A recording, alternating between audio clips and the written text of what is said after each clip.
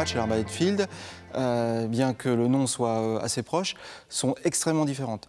L'arbalète match est relativement proche de la carabine, puisqu'on tire sur les mêmes cibles, avec le même équipement. Tous les tireurs sont déjà carabiniers au départ, ça c'est absolument une nécessité. Le système de visée est identique. L'arbalète field, au contraire, est très différent, dans la mesure où ce sont des blasons de tir à l'arc. L'arme tire des flèches, alors qu'arbalète match, ce sont des traits qui font les mêmes trous qu'un plomb de 4,5 mm. L'arbalète field se tire à l'extérieur, en tenue blanche, c'est-à-dire pantalon, chemise ou sweatshirt.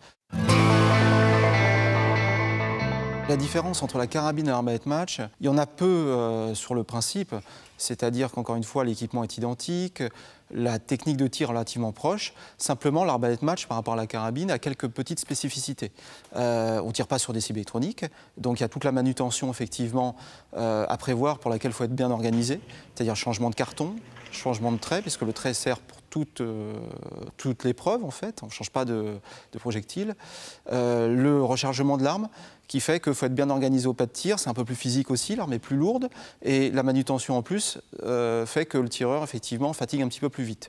La gestion du dévers en fait nécessite effectivement, alors sous le plan technique, d'être un petit peu plus fin sur le replacement de la carabine sur soi, sur l'empilement, pour qu'effectivement le dévers soit un maximum régularisé, et surtout sur du relâchement, c'est-à-dire sans contrainte.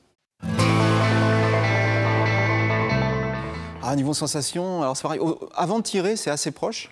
Par contre, au départ du coup, l'arbalète match réagit un petit peu plus que la carabine, ce qui fait qu'effectivement, il y a cette réaction qui est à gérer.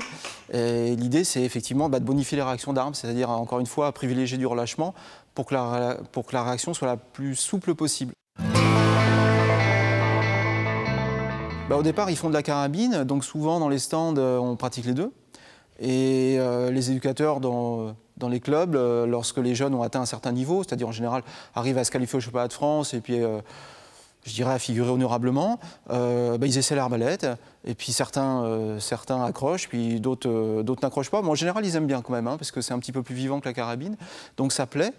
Et puis parfois, après, voilà, ils continuent, ils font les sélections comme ici, puis après ils intègrent l'équipe de France et puis ensuite, certains d'entre eux font des médailles.